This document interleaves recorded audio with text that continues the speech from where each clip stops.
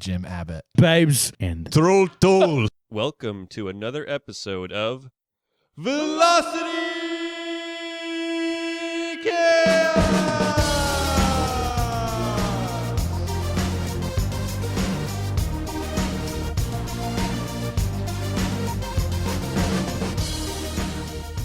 We are on the air, live, coming to you the speed of sound from the Hexapod Soundhouse in Cleveland, Ohio.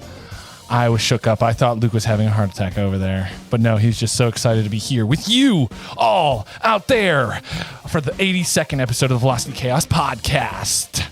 My name is Nick, and as I mentioned just a second ago, I'm joined by my wonderful, truly valued co-host, Luke. Thank you so much for having me here today. But I want to welcome to you all out there and you all here, DJ Hillclimb. what's up, guys? Thanks for having me out today. Oh, thanks for stepping up and climbing up to the top of the mountain here as we go on with our 82nd episode. Nick, what do we got for this one today? It's going to be a fun one. We're going to discover something that I just found out. We are going to do a deep dive with Luke, finally breaking into one of his all-time favorite activities. It's not what you think it is. And we're going to do a Boats episode based on a true story where Luke and I pitch a film off the top of our heads. It's going to be a fun, action-packed show today. So just a reminder before we get set and going, our returning listeners out there, listen up. And I know for our new friends, here at the Velocity Chaos podcast, we explore the highest heights of human knowledge and the lowest depths of crude humor. Our mission is to tickle that pink thing between your ears, poke that frontal lobe, or sometimes just smash the laugh box. So hop in and buckle up for an infotainment ride across the airwaves. I just want to cut Nick off for 1 second here because before we get into it, a reminder to follow us on Instagram at Velocity Chaos Pod and on Facebook. Also, drop us some love and some stars on Apple Podcasts and Spotify and the YouTube. And if you have any further, deeper questions, email us at velocitychaospodcast@gmail.com. As thank you always for your support.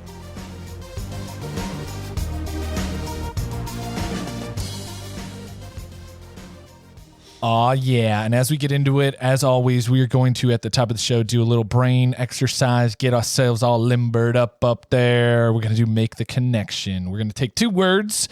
DJ Hillclimb is going to roll some dice, and that will determine how many moves we get to connect the two words. If you're out there listening along or watching along, please feel free to join in. We have some of our listeners getting pretty good at this, way better than we are. They also have about 48 hours to figure it out, and we have about 30 seconds. So it's okay. We'll cut ourselves some slack, but we'll keep giving you guys the credit that you deserve. So today, thank you for preloading these, by the way. You're really climbing up the ladder over there, man. Reaching new heights. Oh, wait, you're climbing up the hill. My bad. It's going to be, the two words are rainforest connected to laser tag. So we're connecting two words to two words. 4 words. That's how the game is played sometimes. Hey, you know, that's why girls don't he's play. He's throwing us curveballs. Go ahead. Metric game. Just rolling these stones down the mountains for you, fellas. All right, let's hit it with the old D6s. Oh, wily one. Oh no! Is this a reroll? Hey, it's finally happening. That's DJ Hillclimb's game. It's finally happening. The dice has spoken, fellas. This is a new one for the VC podcast. That's what you get for calling everyone else out. Yeah. Sub Karma. So we got 1 and 2, which we know with conversion is 3. Whoo-wee. So make the connection between rainforest and laser tag. Hey, we've gotten 1 before. Rainforest and laser tag. Okay. So, am I giving you the word first? Yeah, this is you. Okay, so not including rainforest. Yeah, so I just want everyone to know the rules of the game while I think here, and I'm just delaying. No, I'm. It is what it is. All right. There are no take backsies. Not including rainforest. Rainforest. Competition. That'll pass.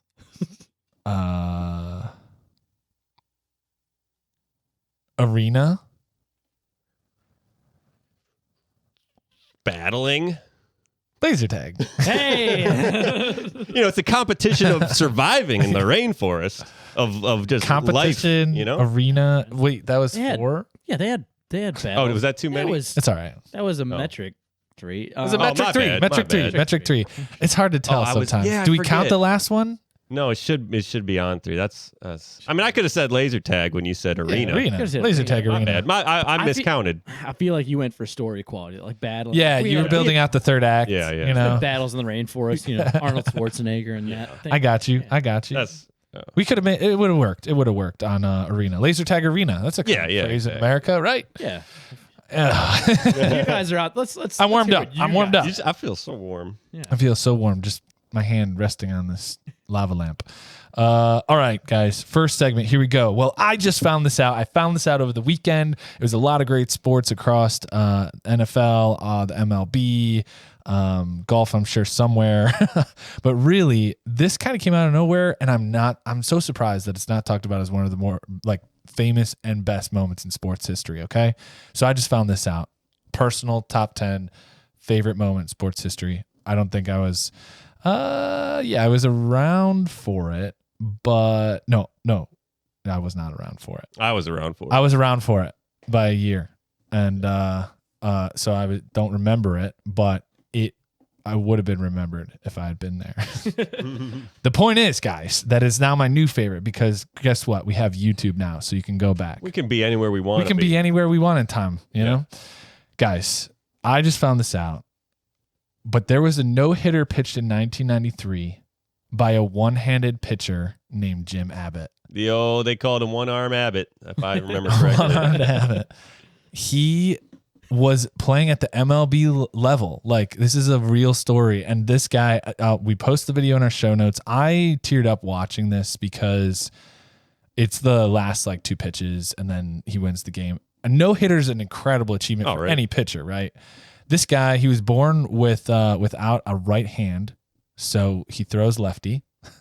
And Jim Abbott, essentially, like he said, in middle school, he started to figure out like kids looked at him really different and kind of recoiled from his hand. And he just realized that at that point, he kind of accepted his fate and realized that he needed to pick something and get really good at it and just prove everybody that he had this value. And got into baseball and just kept throwing and kept finding out how to counteract certain things that teams would throw at him. Teams, I guess, in high school and throughout his whole career would try to bunt against him. Mm-hmm. And so he had this incredibly fast technique that was all just muscle memory of like, he would hold his glove to his chest with his right arm, throw the ball, and like through his motion, kind of like bring it back around so that the glove was on his left hand. So he threw with he threw a lefty, and his glove was for a lefty. And then he would be able to react to pitches and bunts. And bunts, he's probably just barehanding them. He's probably just dropping his glove and just going and grabbing them. But that was something in his game that he got really good at noticing what was going to happen. And he was drafted in the first round of the MLB draft in '88. So like people were scouting him throughout his at least high school career. And he was drafted to the Angels, Anaheim, in 1988, first round. That's the insane thing is that not only is he using one hand to, do 2 things, throwing and catching. Yeah. But he has to do it at a level of, the greatest people to do it. Right. Like the not the greatest of all time, but like the best people in a general, a time frame, people in the MLB are the best at playing baseball. Yeah. So he has to be able to compete with a disadvantage while also have to doing extra steps and taking extra like detail and precautions to be at that level. So it's like he's working harder than anyone else to be at that, major league level. Yeah. And to not only that, to be at that level, but to throw a no-hitter, which is incredibly rare in itself. 9 innings on one arm, Just to get drafted. Think about how there we go. Yeah, you're right. I've seen Moneyball once or twice. That they're critical in there, man. You imagine be like how good you have to be to overcome that. Be like, no, he's that good. We don't need the other arm. Yeah, it's fine. It's true. It's true. That's crazy. He just to throw out how good he was, because everyone could be like, it was a pity play. Like, right. The MLB is showboating around. Oh, we have a heart. Blah blah. First of all, not in the 90s. Right before, true. There's no political correctness back then. Just to give you a quick glimpse, like the Olympics were playing around with having baseball, and they figured out it took too long, so they're like, nah. Yeah. But they did play a couple like they call them exhibition or something like that, where they go to the Olympics, not official sport that year or event that year, but they're like testing it out. And they still give out medals. So U.S. won that year in 88, and then he got drafted. And then in 89, he immediately like started in the rotation. Didn't go through any of the like AAA stuff. Just got right in the rotation, and didn't play a single minor league game. Wow, he just went poof, that right good. Way. And then in the first season, 12-12 win-loss record. So he split it. That's up to the hitters, you know. Yeah. On your team. You know? And then and Anaheim was pretty trash, I guess, in the late 80s and 90s. And then had a ERA of 3.92, which is pretty good. That's pretty good, yeah. And won the rookie of the year. Oh wait, fifth rookie of the year award. And then 2 years later in 91, here's where it gets interesting. Goes 18-11 for his wins, almost losses. 20 wins. Jesus. Yep. And this is where I'm like pointing out the Angels still finished last place with 81-81. So like, see what I mean? Like you could have been right in 89. Like maybe it was the batting. Yeah, maybe he's only given up 2 runs or something, and his team can't 3.9. Yeah, but I'm saying like on some of those games, like maybe you're gonna have a bad game every once in a while. Yeah. But like maybe he's only given up 2 or 3, and his team can't score that many. So it's like. But here's what's nuts: in 91, he posted the 4th lowest ERA in the AL, 2.89. Damn, that's great. 2.89. And so explain earned run average, which is a pitcher that's throwing pitches in an inning, or throwing against batters in an inning, and however many runs they give up is multiplied by 9 and then divided by the number of innings that they pitch to get your earned run average. So if you go out and you throw one inning and you give up 9 runs in that one inning, then your ERA is 9, I believe, or is it 81? I think it'd be 9.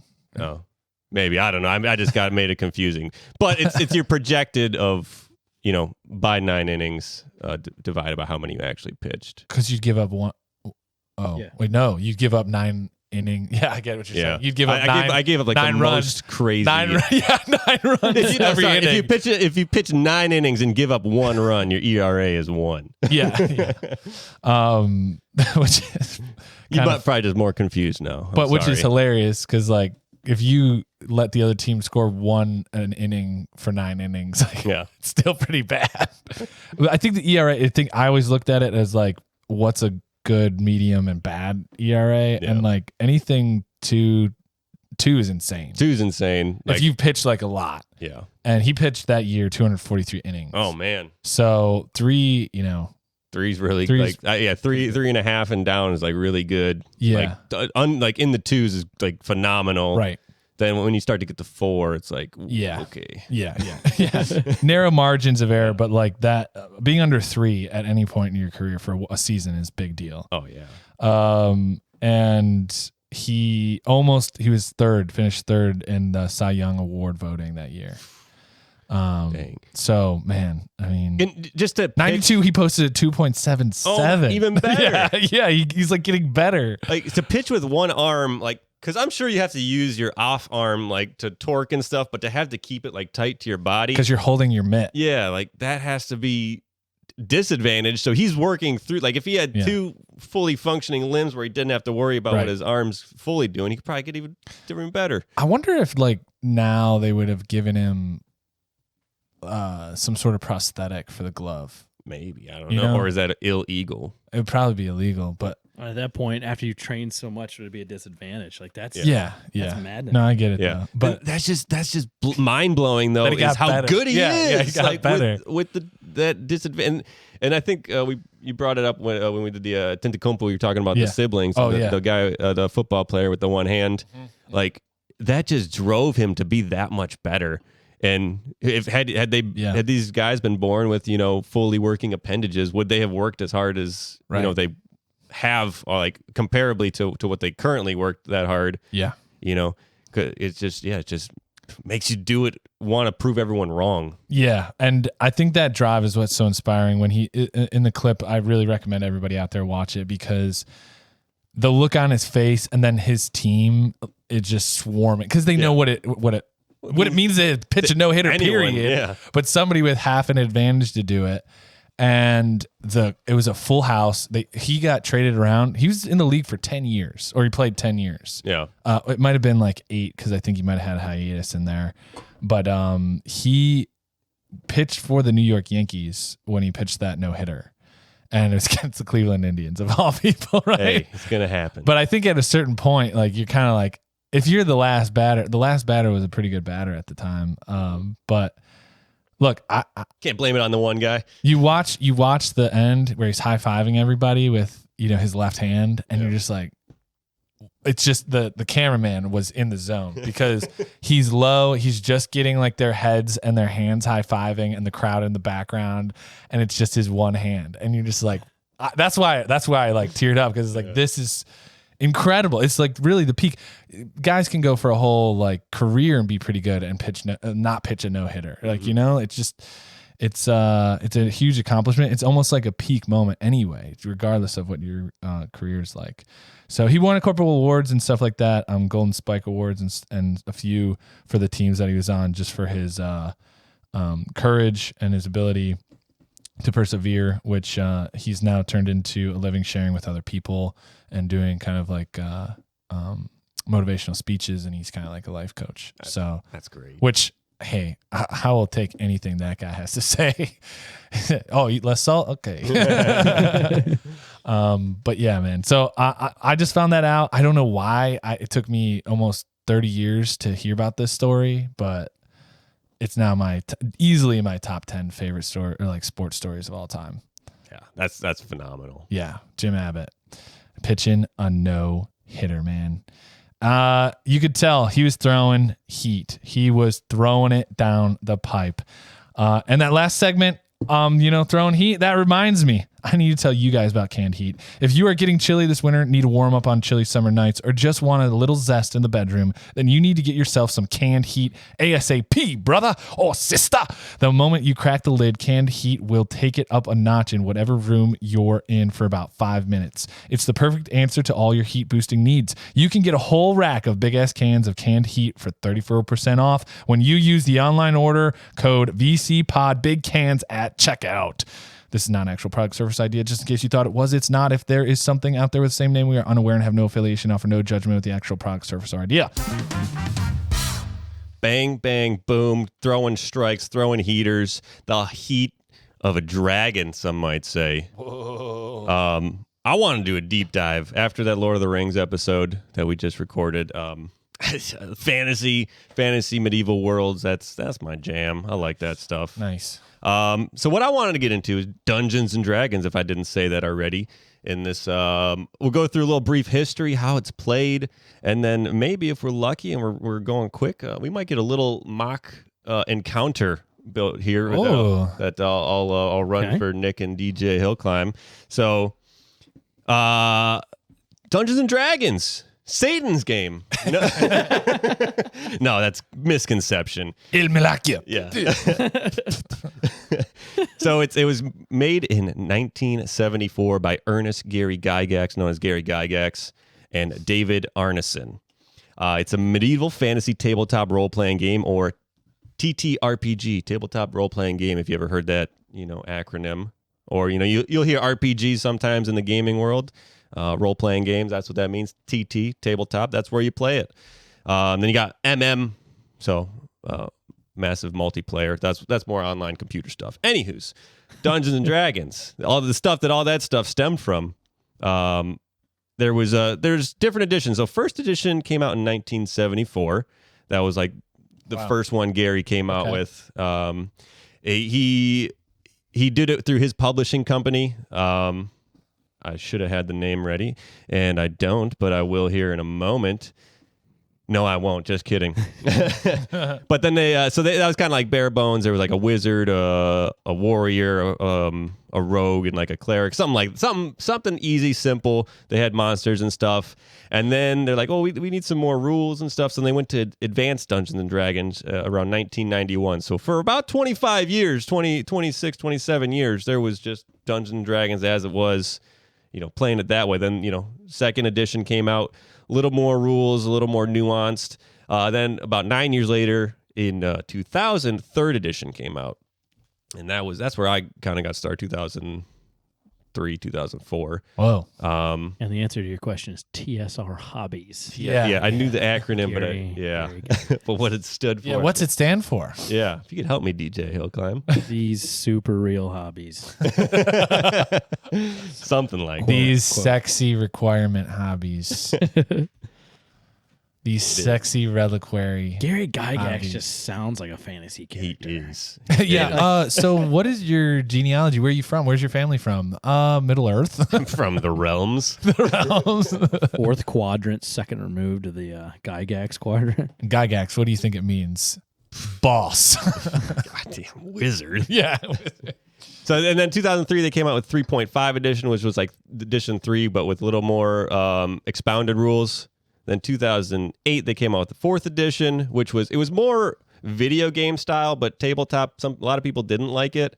And then 5th edition came out in 2014, which is the current one, it's very not bare bones, but it's cut back to make it accessible for a lot of people. And there's been a big boom in the game. And I'm sorry I haven't explained like what it is, and I'm going through this part first, but now this is the part everybody needs to know. Yeah, this is the history of how I got started. But in 2 years, in 2024, they're going to come out with D&D 1. It's like 5.5, so it's going to be like the 3.5 edition of 3, but it's like the new updated of 5th edition.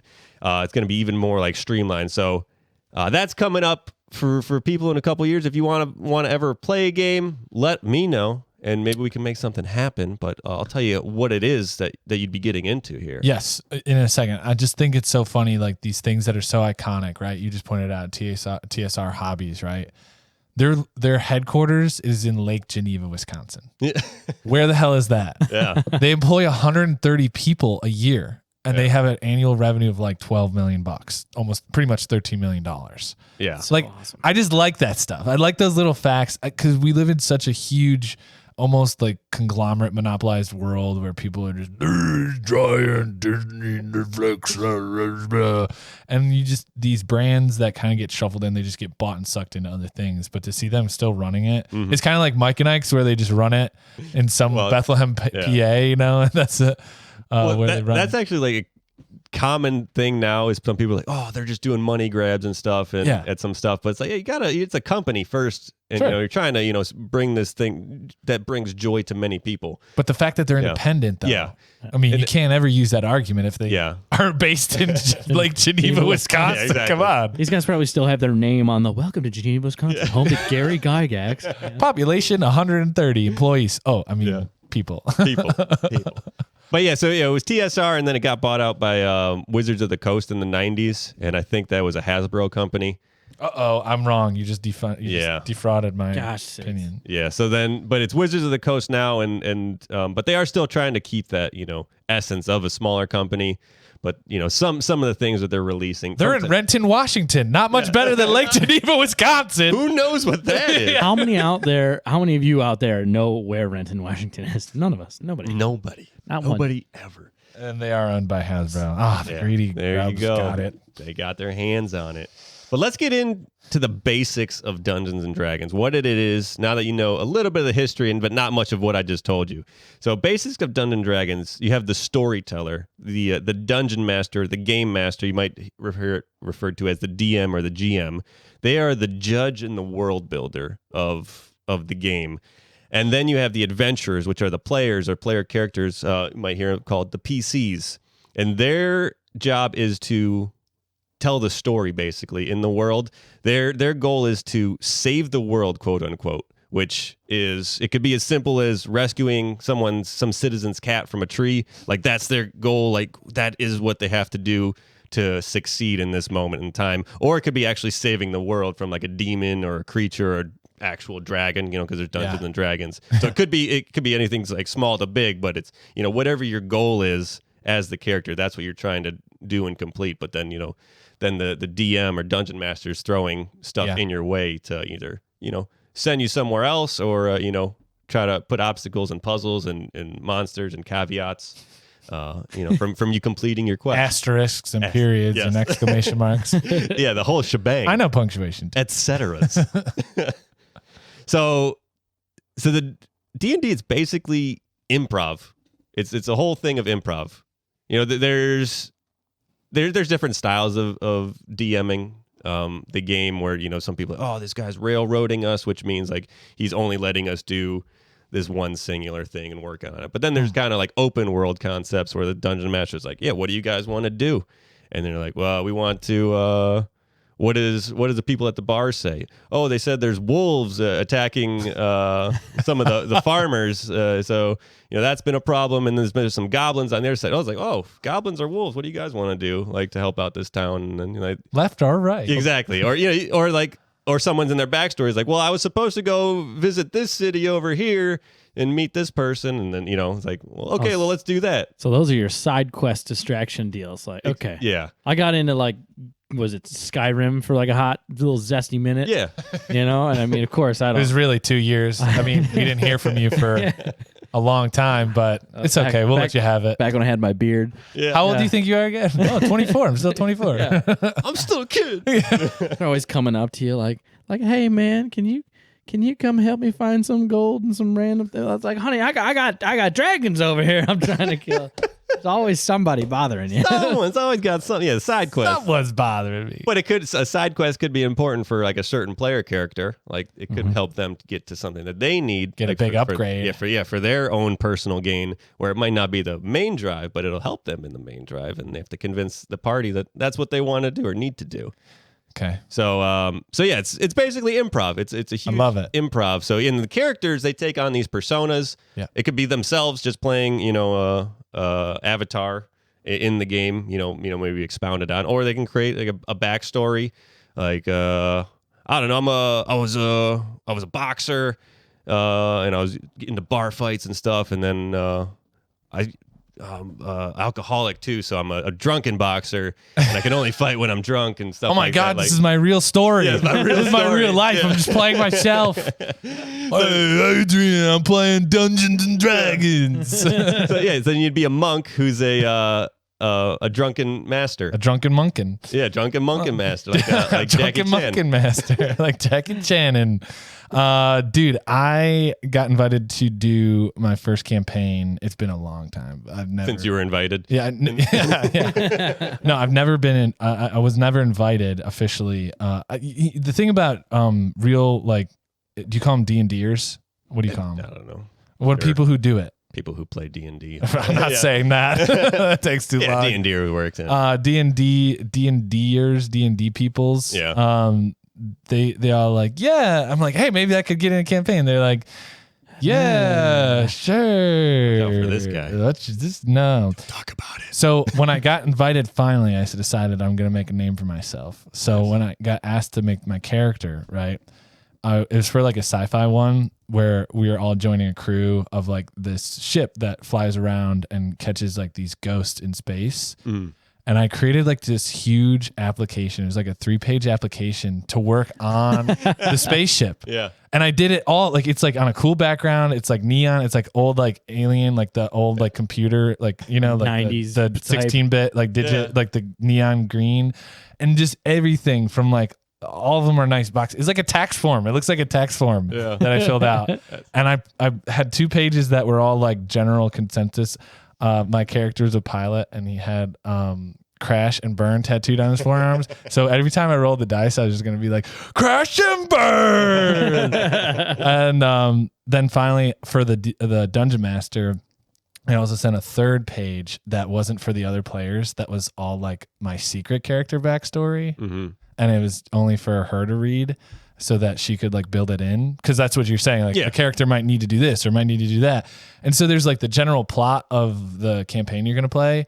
But I was like, oh, I'm looking for like my missing so-and-so and put all that in there. So Exactly. Yeah. I really went for it, man. I went for it. How long did it last? The other 2 guys still haven't put in their characters. So I don't know if it's gonna happen. That's And I thought I was that asshole. They saw your application like, we need to step our game. Yeah. Well, she showed them the first 2 pages, and they're like, "Yeah, we're not doing that." I mean, because But they're more D&Ders than I am. Like, well, sometimes people just theory craft and like, okay, I want to do barbarian and just carries a big telephone pole. It'd be funny, dude. But then you have people like you're like you want to be invested and have this background. Like there's a different kind of people. If I'm gonna try it and only get invited one time, I'm gonna do it all the way. Yeah. Like so before I get into that, so D&D, it's based off mostly medieval fantasy, but as Nick was saying, he was going to get into like something space involved, and there's so many other genres or settings, and if you don't like the medieval genre, like there's horror settings, there's gothic, steampunk, there's all these other ones. There's probably even something like there's just like vampires or like you could be cats or something. I'm gonna play the regular day-to-day life one. Okay, we'll get into that with the porn star storyline. Yes, that's what everyone wants to do. Don't exist. Yeah. I would try a steampunk one. That sounds cool. Yeah, it'd be cool. That'd be cool. So when you these are basically just hypothetical lives that we do on Velocity Chaos exactly, podcast. It's exactly that. So with the hammock craftsmanship and the. That was the best. I would live in that beach house. Yeah, that was such a good. I dream about it.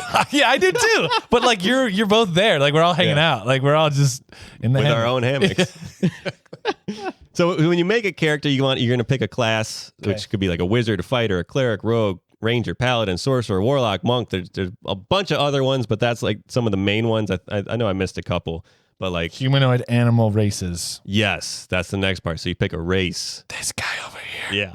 That's him all the way. So you could be a human. You can be a regular day human if you want. If you're like, oh, these. My name's Chuck, and how's it going? Here. What are your special powers? I got a $100 smile. Could just be very charismatic. Yeah, I can talk my way out of anything. That'd be a great player if you just. Just a big $100 charisma level, just 1,000 through the roof. Weaknesses, all of them. Everything else. Strengths, none. Charisma level, 1,000. Jesus, that's basically. That's you're it. right. Correct. So you pick a race: a human, elf, dwarf, half orc, gnome, halfling. So many others. They've been coming up with like animal, like humanoid style. So there's even like a cat race called Tabaxi. What? Bro, I'm half orc, half elf, half dwarf. See, currently they don't have that. But in D&D 1, they're going to integrate that where you can be half races of multiple things. So it used to be just like half human, half elf, half. So there are rules. Like it's not. You can't just be like, yeah, man, I'm George of the Jungle 3. Yeah. There's guidelines. Like, okay. You set your vision. I'm Brendan Fraser. Yeah. You set your vision and then you try to build it based on the game rules. Pre Darren Aronofsky or post Darren Aronofsky, Brendan Fraser? Definitely post Darren Aronofsky. So after you have your character and your race, that's really all you need to get started. Like wallet and cell phone, baby. Yeah, or not character, your class and your race. I typed spectacles, testicles, wallet, and watch. That's all you need. D&D, here we come. Yeah. So your class is, it's going to make you have certain abilities that differentiate you from other classes. Okay. So wizards and sorcerers cast spells, whereas which one's better? Wizards are technically stronger spellcasters, but what wizards have to do is they have longer staffs. Books. Yeah, they have books and books of spells, and they have to prepare each day. They only have a certain amount of spells that they can prepare each day, and so they have to have the foresight to prepare them, but they have a bigger list, whereas sorcerers, they don't have to prepare, and they have things at the whim. It's more like Harry Potter, where they can just Avada Kedavra. So they're the Ken Jeongs of wizards. Just boom. Yeah, they can just do it, but they can't do as many Hasta strong luego, bitches. Exactly. Anybody watches Community would get that. Yeah. So, and then you have like melee ones that are like wizards or not wizard, like a fighter or a barbarian or a paladin or something that are close combat or a monk. Then you have the far range stuff. But anyway, so are monks like healers? Monks are like fist fighters. Let me lay my hands like on martial artists. Okay. Got you. That kind. Yeah. The drunken monkins. Now I get it. Yeah. So just to give everyone an idea of my current character that I'm playing, it's Roscoe Wildheart. He's a formerly... So what he's blessed and cursed with wild magic, which he's a sorcerer. And what wild magic does is it randomly happens. So when you cast a spell, there's a chance that something random's going to happen. Any relation to Bumblebee Snozboard? Possibly. I would say so after wild magic. Like hearing about wild magic. Exactly. Definitely. So the other thing is he's also a gambling addict. So So that's like his flaw is he's always taking these risks and chances, and he never has money because he always gambles it away. this could blow my hand off, or it could save us all. So yeah, so his back Those are the only two outcomes. basically. Good enough for me, baby. Yep. Roll them dice. That's all the time. I'm taking chances. So his backstory is that he used to be a dwarf, and he made a deal with someone, and he got killed because it went sour. And but something happened with the wild magic where it reincarnated him as a halfling. So he's been playing I've been playing a halfling for the longest time, trying to find a way to become a dwarf again and save the world. and save the world. And by world, I mean my world. Exactly. And then, but something else just happened where I died again. But I felt that same energy where I died. I actually killed myself because I felt that same way, and I got reincarnated again. But now I'm a Loxodon. What's Which is that? an elephant person. Wow. Because I was trying to become back to a dwarf. I'm going the wrong way. So and then we've been playing this one Now for, I'm 8 for a long foot tall and I have Yeah. a trunk. Yeah, exactly. So it's like it's just wacky. Like I just do the chaotic stuff. You sound like an ornery little fella. Yeah. How long I'm a have you big guys guy. been playing this storyline? This one we're coming up on 2 years almost. Oh Nice. my Yeah. goodness. Congratulations. Yeah, it's a lot. Campaigns can get long. Sometimes it's just a few sessions, but sometimes it's years. Some people are playing for 30 years. Yeah. Roscoe, you said? Roscoe Wildheart. Love this character, Yeah. man. How long did it take you to work this out? I usually go through looking at the classes. Okay. And like, what do I want to be? I was like, I haven't played a sorcerer ever. And then I was looking at the sorcerer options, and there was, a wild magic where stuff Nice. randomly happens. Like, okay, what'd be cool if someone who doesn't know what's going to happen, what's their background? Yeah. Gambling. Yeah. The gambling Yeah, addict. yeah. He loves chaos. Loves living on the Yeah. edge. So he's just super high charisma. And like, Yeah. gets people like, hey, you want to make a bet? Like, he's like, what are the odds that this doesn't kill us? And then, oh, you won. Here you go. Here's my money. Like, there's another character that I'm just constantly feeding him money. I love it. Oh, on your squad. What's it Yeah. called? Your party? Yeah, your party. Oh, that's good. He can just keep it for you like a bank. Yeah, That's probably what he's looking out for you. yeah. Or he's spending on boozing women So, or boozing men. I don't know. I mean boozing men and women. that's like the basics of D&D. You just have this dungeon master making this world with the players. I got this on get tap, man. Get into it. I mean, did you guys want to try a little quick interaction? Yeah, I think we should. All right, I think we I made up little mini sheets. Nick, I made you a rogue. I know. I feel like you're more like a Dude, sneaky guy. you know me. That's right up. And, You know me so well. DJ Hillclimb. I made you a warrior. Oh yeah. So you're kind of like Here, give me that. Give me yeah. that. Oh man, I got a long sword, bro. Okay, that fits. so what? Not that I would know. I Yeah. don't know. So rogues are I've heard. very charismatic. They got a way with words, but they're also sneaky. They could be Sneaky. deceptive. And so what rogues do, they don't use big weapons, but they use smaller weapons, and they're very precise with them. So you have a dagger Through the rib cage. Yeah. So what you can do is when you attack and you're either sneaking on someone or they're like they're unaware of you, you can deal bonus sneak attack damage Sneak attack. on there. So rogues are more about skills and stuff. Plus 1d6. Yeah, plus 1d6 damage. Oh, here's some dice and Acrobatics, Those are persuasion, fresh. These are sleight right of out the hand. bag. Hold on, dude. You gotta get some audio on. And those then boys. so warriors on the other hand, they're martial arts specialists, but more with like weapons, whereas monks are more like hand to hand combat.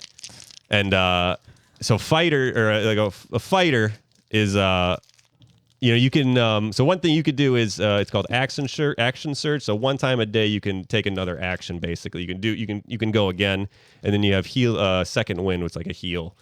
So not as much in like out of combat, but in combat much stronger. Whereas rogues in combat, they're good for that like one strong hit, and then but outside of combat, they can do so much more. Okay. So you guys have those characters. You can name them whatever you want. Man, I was doing this when I was in high school. Struggling. I just didn't have any rules. Yeah, exactly. Yeah, it's people playing games. So here's what you guys are. What do you have a name?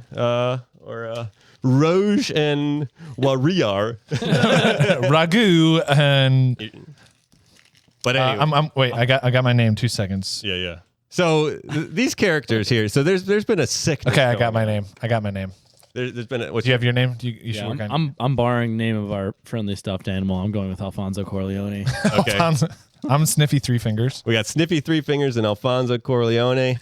And they are right now. Currently, they were in the Velo City. I got it. They were in Velo City, and but they're actually from the city of Chaos, which is far away over this like chasm with a raging river.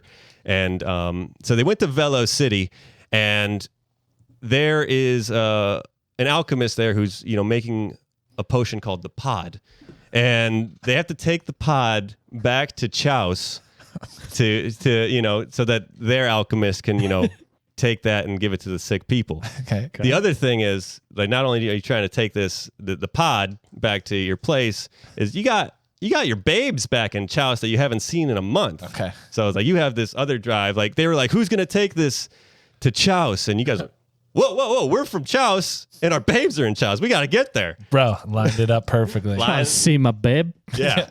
So Alfonso and I persuade them with my my persuasion points. Yeah. So you guys are already on the road. Like this is just the background setup. Okay. Yeah. We got the pod. Yeah, motion. you got the pod. So you're going from Velo City to Chaos, and you got the pod, and you need to cast it to the people of Chaos. Okay. Gotta cast This is it. the start of a 20-year D&D. Gotta cast the. Got it. Okay. So I see what you're doing there. I love it. we got on. So now you what guys is it? are walking on this. I'm so path. excited. It's my first campaign. High five. campaign. High five. So Don't you guys- screw this up for me. So it's getting, Alfonso, I'm looking at it's you. getting dark, and you guys are friends and stuff, but you guys are getting out there, buddies. No cuddling. And the road's kind of dark, and you guys are getting up to the bridge that crosses this wide chasm, like 120 feet, with a big hanging bridge going across it. So how do you want to approach it? A Sniffy Three Fingers. I could sneak across it real quick and just scout out if there's anyone on it or anything on the other side. Okay. Because I'm really light-footed. No one's going to hear me coming, like creaking across this bridge. And less likely that I'll fall through or anything because I'm really sure-footed, Very nimble. Yeah. Rogue. Yeah, that's the thing. Rogues are more dexterous and limber, whereas fighters are more strong. You got the big armor. Yeah. I'll check all the boards. Yeah. And All right, so roll the D20, 20-sided dice. Is this it? Yes. Roll that one, and then so you roll a D20 for every ability check. Really anything that you want to do initially. So roll that, and then you're going to add your stealth bonus. No, it's a 1. Nick just rolled a 1. My first roll. So we know this is going to be Was it great. a 1 or was it a 7? It was a 1. So I think it was a 7, but okay. So either you can make up what you... The worst rogue not in the so world. sneaky now. So this is great because in Dungeons & Dragons, you have criticals and critical failures. A 1 is a critical failure, which means it's the worst outcome that can So I just probably broke happen. through the first board that I stepped on. I'm dead. And a 20 is like a great 6. Like you crushed it. So what happens? So either you can explain how loud you are, or I can tell you like I hit every creaky board going across this bridge. Well, you're still coming up to the bridge before. I don't approach maneuver. Okay. Yeah, it's approach. So yeah, I kind of get up to it. I'd give old Alfonso a thumbs up, look back. But as I give him the thumbs up, I trip over a root that just happens to be like by this tree, and kind of tumble forward and like hit the first 2 planks, and just they're both rotten. Yeah, all right, yeah, I like that. And I fall through. Period. All right, so Period. All right, so you're going and you kind of like scream out, Jesus Christ! And then, so it's like you're breaking these first boards, and you're kind of like your torso's down, but your legs are still up. So if you want, you can roll like acrobatics. I think I put it on there, or So athletics. I pull a splits, and they're like straddled between the 2 ropes. Like wedged. Well, like my feet are like hooked onto the 2 ropes. Yeah. That hold the bridge up. Yeah. All right. And so I'm just hanging there. So either you could try to get up, or With my Alfonso, tunic I don't just- know if you want to help. Okay, My so tunic is just hanging down. I was gonna say, can I Critical intervene? failure. Yeah, you can at this point. Yeah, what do you want? Okay, to so do? he's already approached. So I'm, Alfonso would say something like, "Oh, hold on, fingers, man." You try to be all dainty and nimble, and I come move you with my strength and my muscles. Let me come lift you out of these boards. And I'm gonna try to help Mr. All right. Three Figures. Yeah, roll a strength check. What's with that? your- Which one? The Is it 20? Yeah, the 20-sided dice. Check my strength. If it's a 1. He's a 19. okay. Yeah, beast Alfonso. mode. Beast mode. All right, so you lift Snippy Three Fingers up from the bridge, and and you guys, you got that up. You kind of dust yourself off, but as this all goes on, roll a perception, or just roll a d20. I don't think you guys have high wisdom scores. Both of us have to roll? Yeah, both of you roll. I'm an wisdom, 8, which is -1. yeah. So all ability scores, 10 is about average and everything. Oh, God. When you go up, you get bonuses like This is like your ERA. 12, 14, 16. You get bonuses. And when you go down 8, 8, 6. Each of those kind of increments, you get negatives. Okay. So roll to see how aware you are of your surroundings of what just happened. 13. So 13 minus 1. 11. And 11 minus 1. So 10 and 12. And a 12. So let me see. I'm going to roll here on my end. That's 22. I rolled an 11 myself. Oh. So you guys notice a big troll coming from by the bridge. By the bridge or on the bridge? From the other side Okay. of the bridge. It's turning into the Samurai Jack episode. If you want to cross, if you want to cross the bridge, you must pay the troll toll. If you want to get across the bridge, you must pay the troll toll. Okay. And he starts coming towards you guys. All right, so we're caught now. Yeah, you we guys- can't go anywhere. We're caught. And you guys are trying to see your babes. It's going to take you way too long to get around. Like this is the quickest way to get across this bridge and to get to Chouse to see your babes and also to deliver the pod. I got this. Can I do it? Oh, also Nick, you have a short bow. I'm sorry, I meant to put something ranged. You have a short bow too. Do I have anything else? No. What do you want? A knife. Knife? Yeah, you have a dagger. Okay. All right. Okay, I have a dagger. All right. All right, break it down for us. So this is what I would do. I would be like, So sorry. You're trying to get into combat. you tell me. Go. You tell me. Go. What do you want to do? I want to pay him a coin. I want to flip a coin in the air towards him. Okay. Sorry. So it's not non-threatening. Like this is a non-threatening action right now. This is a very roguish action. Okay, roguish action. Okay. Oh, he was Scottish, right? Yeah. What kind of coin is that? I'm losing it. It's a. I mean, it's a silver piece of silver. It's a silver coin. It's a standard issue half dollar. I want the yellow. So there's a copper, gold, silver, platinum, or copper, silver, gold, platinum. Okay, so I paid him a silver. Oh, you have a silver. I have a silver. I need more than that, little man. Okay. And he's just walking towards you guys, and he's about 30 feet away. I haven't flipped the coin yet. Okay. It's in my hand, Yeah.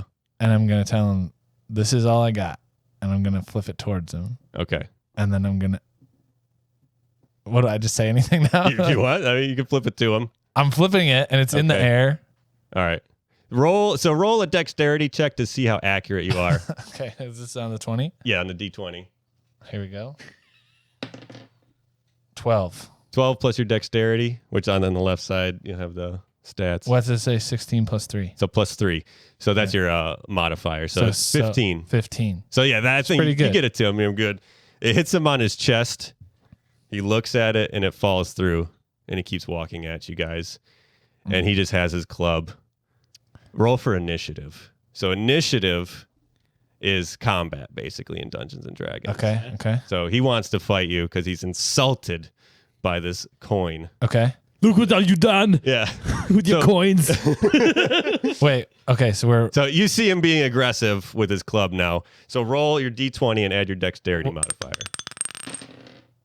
I have an 11. 11 plus your dexterity. That's my dexterity is I have a 9. 12 plus 1. 12 plus 1. So you have 13. And I have a 12. 12, and then he has a 10. So do I beat him? yeah, you guys beat him, so you go first. Wait, I have one more thing. Yeah. I say, check your pocket. All right. So roll a deception. We were almost out. Okay, so this? Yeah, roll that. I say, check your pocket. No, it's a 1. Nick, this dice are cursed. So It was supposed to be a knife, but it's that I had like thrown at it. But he checks his pocket and all there is a hole in it. Yeah. It's supposed I to don't be have any pockets. Is what he says. Okay. All right, I was so trying to be cool. I'm getting good at this. Hey, that was- not good at this. No, but that's I'm worth a getting shot. Better at it. Yeah, you got to try. That was my big play too. Yeah. Alfonso, I'm gonna let Alfonso. what do you want to do? So he's coming toward. He's about He's coming 20 to me feet now. away. From you guys. He's on the edge of this bridge that We're you need to together. get across. You guys are together. Okay. So he's 20 feet away coming in at us. Yeah. And I pull my shield out and I just start banging it, right? Yeah. I start banging it. And I say, give up now, troll man, before I make paste out of you.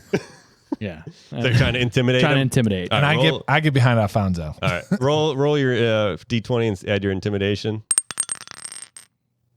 12. 12, and then so add your 10 plus 0. plus your charisma. Plus my charisma is 12 plus 1. Plus 1, so 13. I'm gonna roll a will save on his part to see if he has the strength to the mental fortitude. He rolled a 2. Ooh, It's getting shaky. He's like, oh no. Not did so not- strong, are you, troll man? I did not account for this. He has sword and board. So he's a little shaken. Got it. But he's not advancing, but so you're intimidating him. All right, Sniffy Three Fingers, what do you want to do?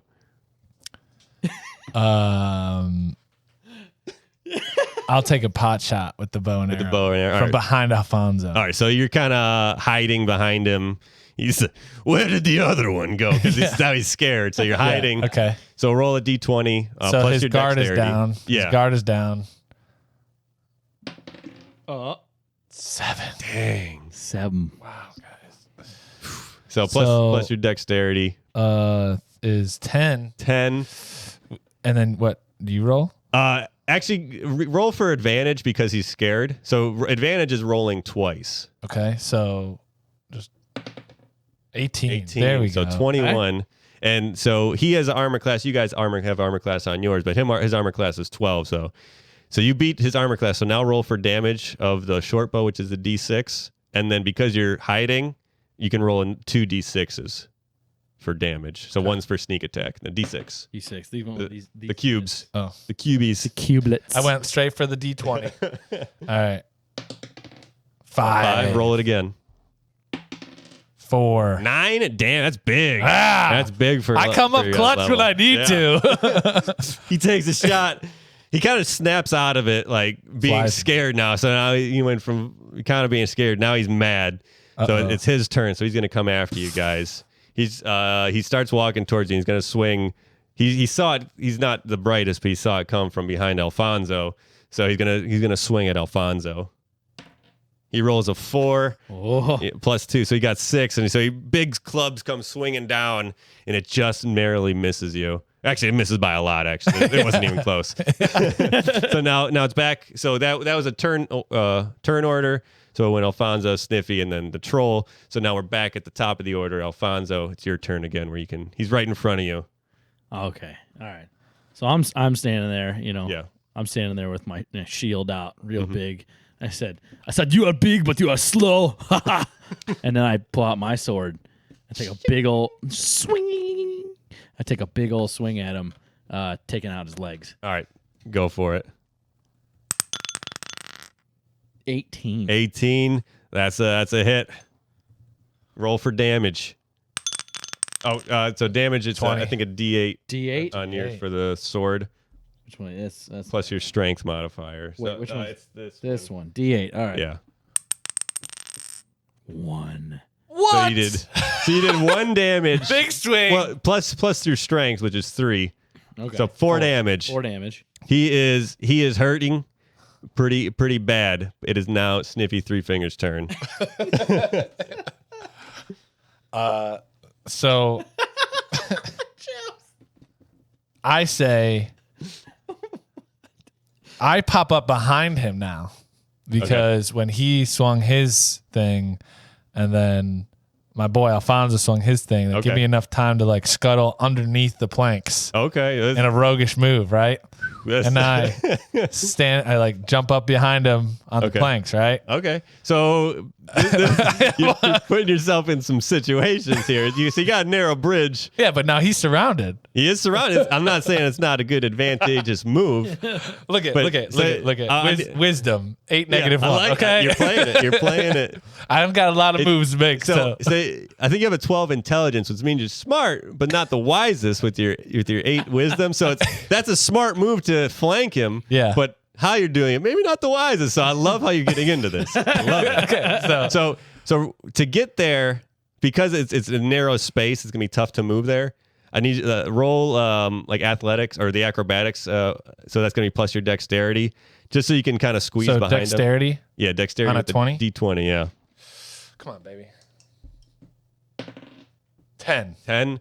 What'd you get? And it's plus Your dexterity. 3, 13. And then there are proficiency bonuses. So you would add I didn't add proficiency level to this. The Luke Corvette D&D.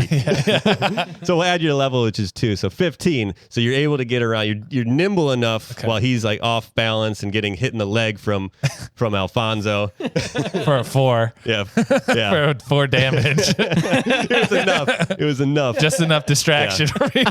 Big swings, big muscles, low damage. Yeah. So you sneak around him, and now he's not sure where you are. Now, so roll for an attack if you want. I jump up behind him, and it's a 6, right? No, roll the D20 to see if you hit. Oh, okay. Oh, right. And you get advantage because you're flanking. And now Alfonso also gets flanking because you're gets advantage because you're flanking him. So I climb up, back up onto the bridge successfully, and I stand up behind him, and I say, "Check your other pocket."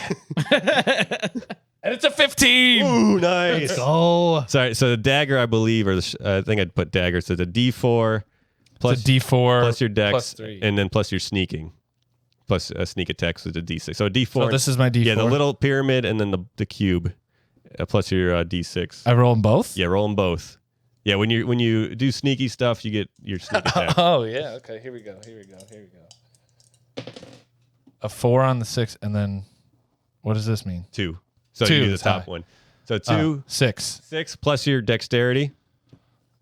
Is 3 plus 3. Plus 3, so 9 damage. Hey! That's a 9 again. You're just slicing and dicing In his this pocket. guy. Right in the pocket. He looks in his pocket and he sees a dagger getting jabbed in. Oh, wait, I did have a pocket. All right, so now I believe it's his turn. So he turns around and he goes to smash at Sniffy Three Fingers. Oh, no. So he's gonna roll for an attack. He rolls a 19. Oh, my gosh. I'm going off the bridge. Oh, boy. So he's going to roll for his big club. We'll do this one. We'll do a D10 because it's a big bludgeoning club. 9 plus man. 2, 11 damage. How much health do I have? HP. 15? 15. Oh, I'm so hurt. you're hurting. I'm hurting, man. Oh, Sniffy's hurting. Worth it for the joke. Yeah. Alfonso sees that Sniffy's getting hurt. So you have 4 health left. Oh, my gosh. And so I rolled a 19, 20 plus 2, 21, and your armor class, I believe, is a 15 over there. So that's kind of your dexterity, the AC bonus. AC is 15? Yeah. So that's what I needed to hit you. Oh, okay. That's kind of like the dice check, the DC. Dice check. Okay, got it. So Sniffy Fingers just took a huge like body crushing blow. He's Straight to the head, straight to the 9. Yeah, it's 18 vertebrae. nails you in. All right, so now Paraplegic. back to the top of the order of Alfonso. Please save me. So this troll is pretty hurt, but he also just crushed your friend Sniffy. I say you gotta. I'm feeling hurt because you just hit my boy. And Yeah. I was like, I'm like, Sniffy, we have to get to the babes. We have to deliver the pod and show the babes how strong we are. I would hurt you because you're my friend. So I roll one of these, yeah. Yeah. What'd you get?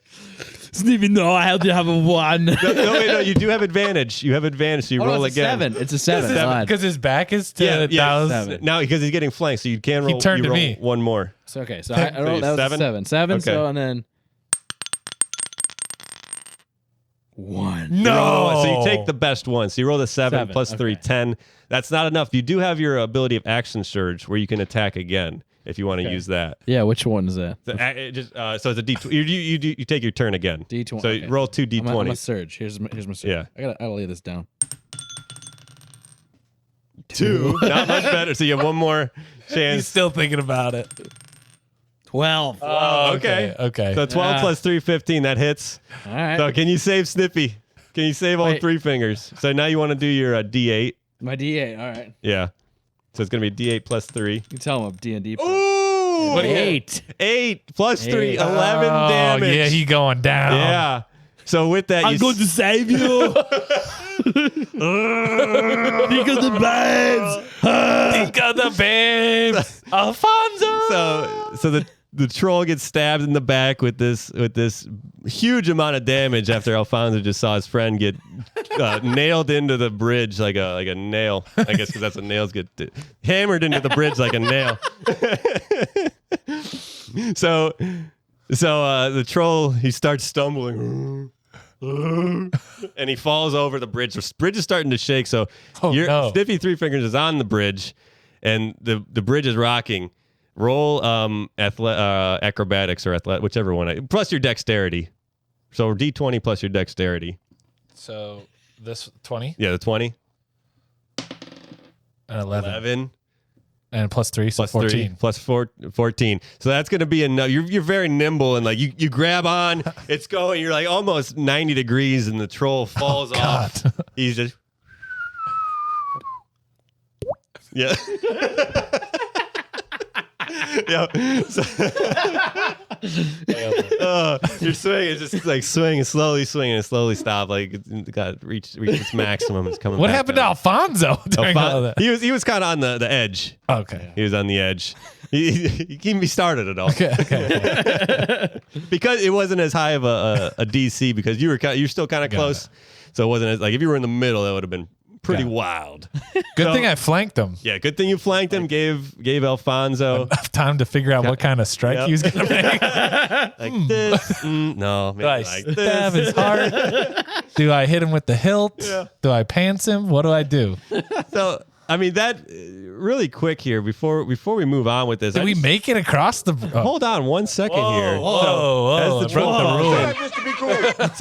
So Sniffy Three Fingers flanking the troll makes a lot of sense, but you know what also makes a lot of dollars is the goods. That's right, the goods, the main ingredient in the stuff. You can now have the goods right at your very own fingertips without having to go through the stuff to get it. The goods are exactly what you'd expect them to be: high quality, refined, and never touched by human hands until they get to you. The goods have more beneficial properties per capita than any other known water-soluble powder known to anyone that knows anything about any who that lives just about anywhere.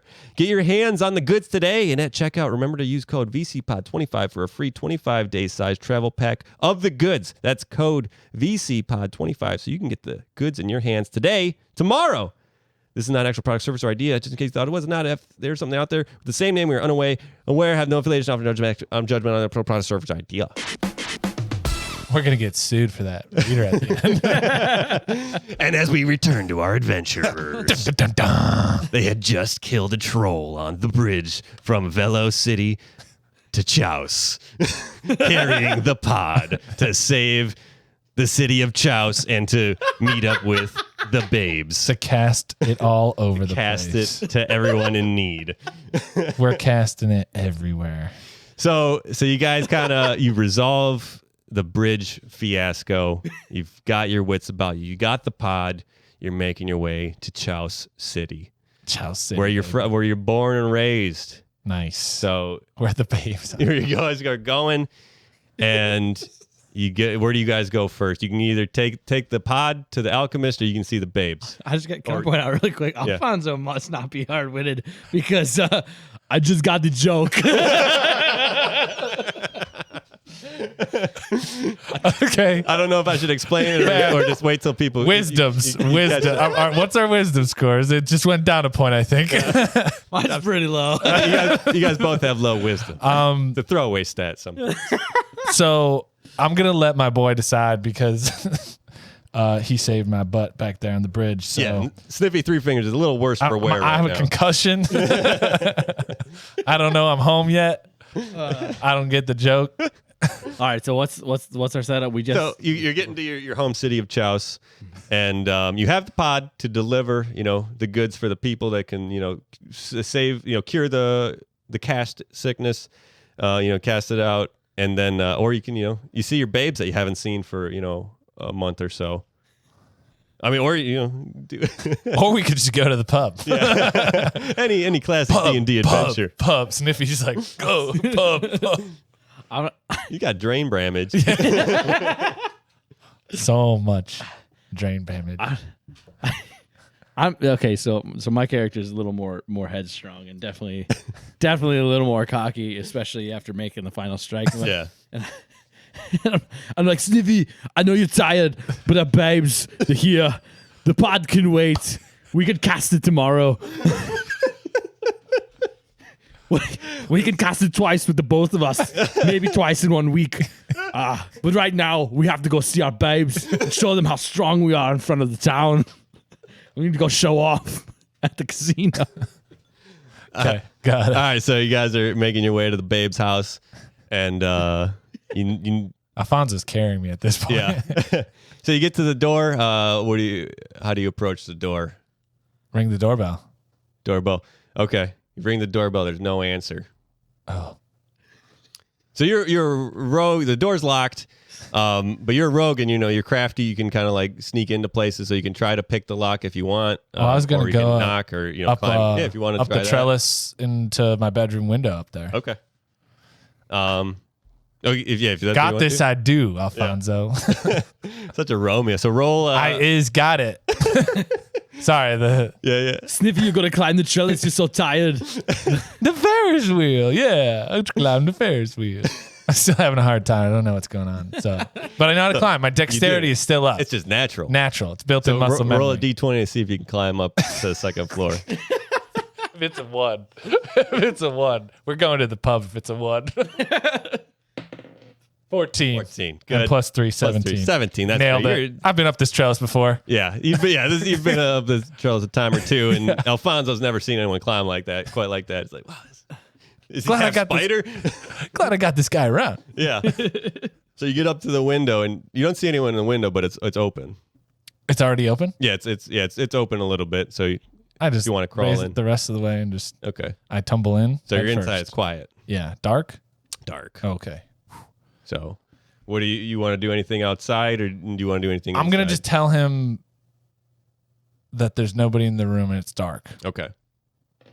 just so he knows what's up. Yeah. Okay. So Because we're buddies. Yeah, you're Communicate. no babes. Yeah, we can, no babes, bro.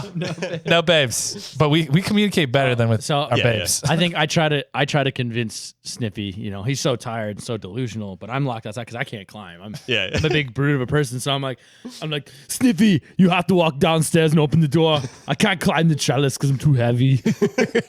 I'm out here trying to convince him. I give him a thumbs up. All right. And then I go to the door to make my way down the staircase to All the right. front door. You're making your way downstairs. Okay. walking fast. Walking fast. Faces past. So you're downstairs bound. I know I'm sliding down Sliding the up. rail because I'm the babes could be downstairs. and you then, know? and then like course. like the Fonz, like, Yeah. hey, I'm here. Yeah.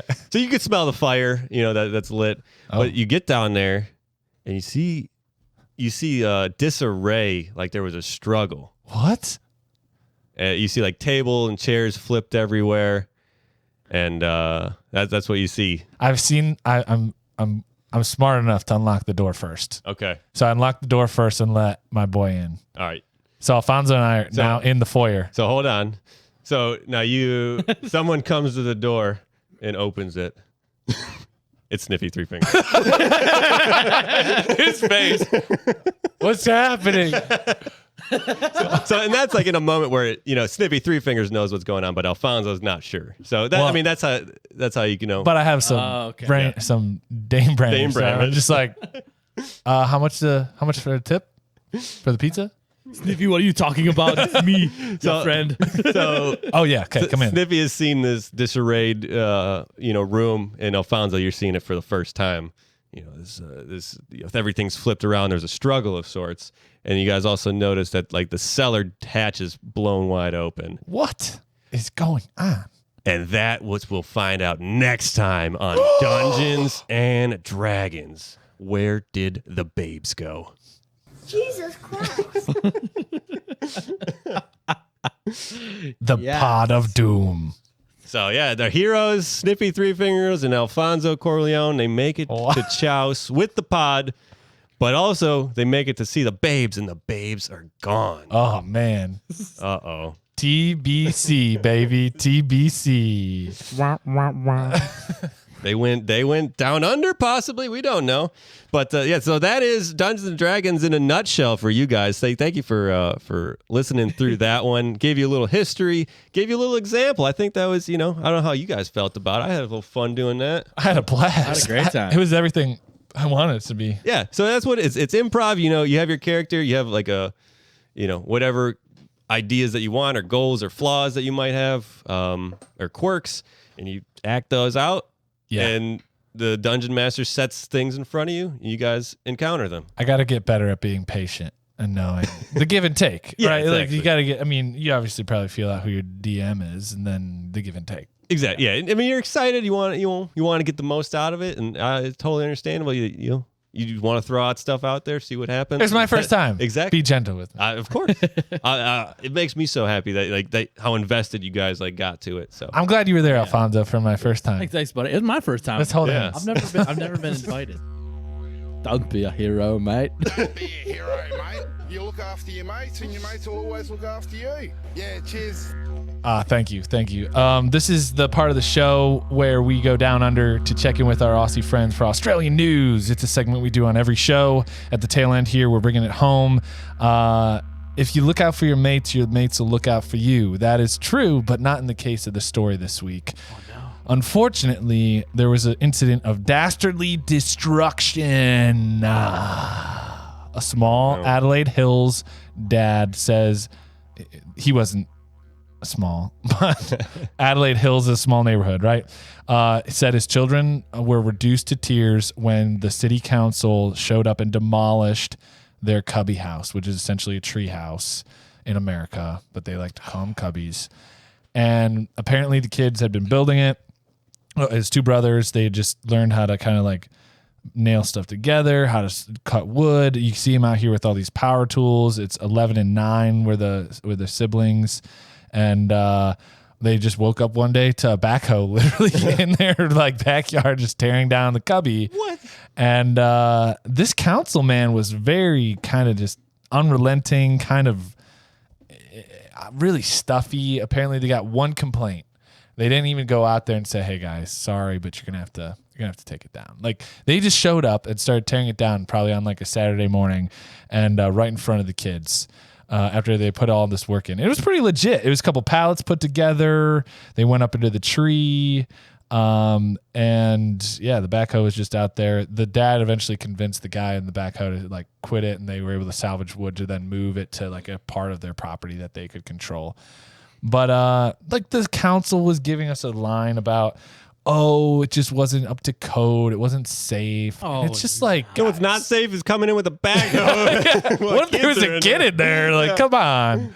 But apparently a bunch of the other kids in the neighborhood were coming out and helping and just kind of jumping in and adding their creativity to all this. So it's a frustrating story of just seeing people kind of curtailing. I mean, if you look at it, because the complaint was like, well, it's kind of on like council property. And if you look at it, it's in the middle of nowhere. There's nothing. There's no roads. There's no like public structures. They just did it in their backwoods. I bet their property just butts up against like public land. And yeah, so it was a bummer of a story. I had to bring Australia down a peg because typically I'm way high on them. Hey, there's always a bad egg every once in a while. Yeah. I was going to say, dude, like they still came together though. And I mean, this has got to be like an Australian Karen. Like what would you name an Australian Karen? like Oliver. Fucking Oliver's coming over with his excavator, mate. He's going to take down me cubby house. Freaking Oli. Freaking Oli Oli. at it again. Yeah. No, but hopefully these kids go build something and learn a little bit of perseverance of where you build something up and it tears it down. You got to get right back up and build it up. It would be so incredible if those siblings like went out and ended up being like builders or some sort of like real estate developers who were just like the first time we did something like that. I don't mean to like predict their future for them, but hopefully they keep building and don't let people tear them down. Yeah. I mean, that just goes to show you in life when, there's obstacles in your way and people that are trying to keep you down a peg, you just got to climb right back up the troll's ass.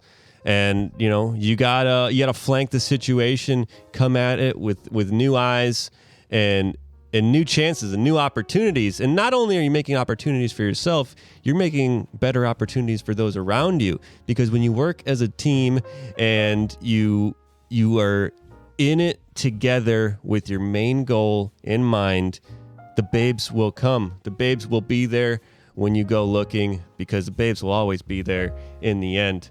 And, when you think that you're down to just one hand left and you're hanging on, you can still do amazing, great things by showing everyone else that you don't have a disadvantage. You have an advantage, and you can dig down deeper than anyone else that has never tried, because you've been through so many tribulations that deep inside you can fight, you can succeed, you can fail, but that trying again, that you're going to do it better because of the skills that you built and the class that you have.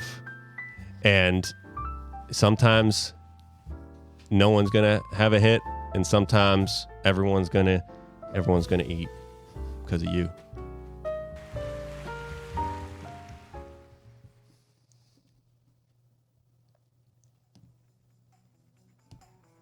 Woo! That's right, we're pulling into the recommendation station. This is the part of the show where we recommend to you guys a movie, a book, a music, a food, a lifestyle choice, anything. It could be anything or anyone. It could be a game, which is what I'm going to do to you guys. You guys, if you sat through our little Dungeons and Dragons game here today, a little session that we had, a little quick one-shot, you can have that joy of your own if you get the D&D Core Rulebooks, if I could speak. It's a set of the main 3 books that you need to play Dungeons & Dragons. You don't really need them. You can do whatever you want. So what I did today is I just wrote some numbers down on some cards and said, this is what you do when you do this. They said, I want to try this. Okay, well, add this bonus to it.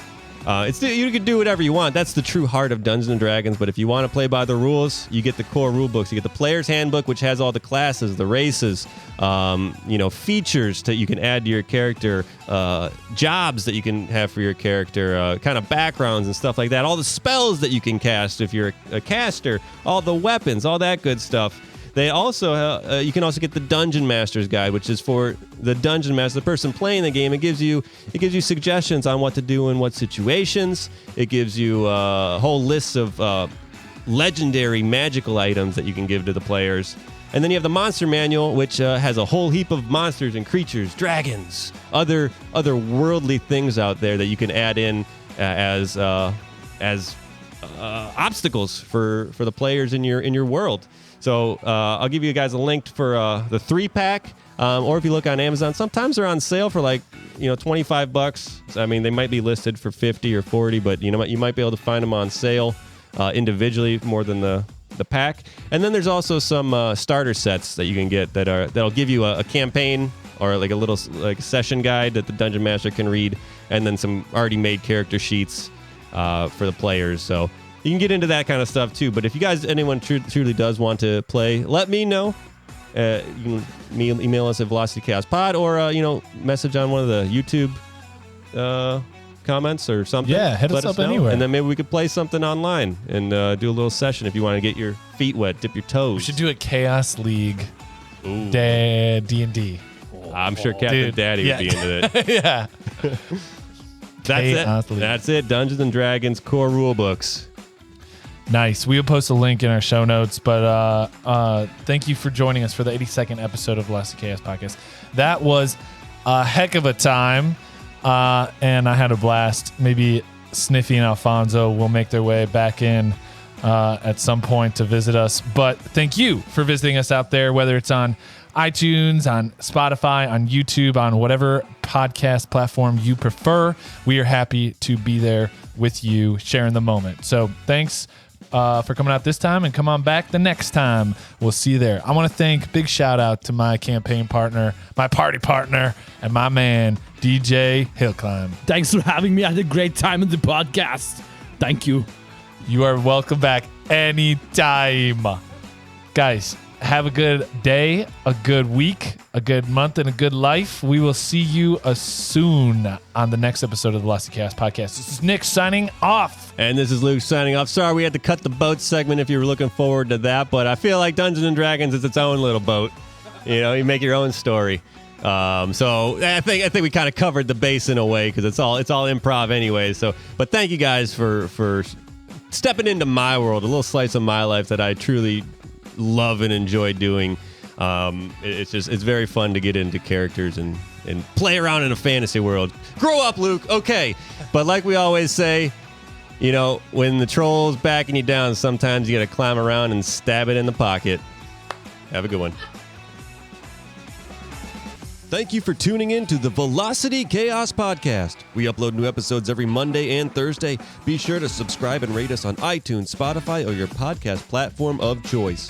Interact with us on Instagram at Velocity Chaos Pod or on Facebook and YouTube at Velocity Chaos Podcast. We are grateful for your time and hope you enjoyed it here. Please tell a friend, and thank you once again.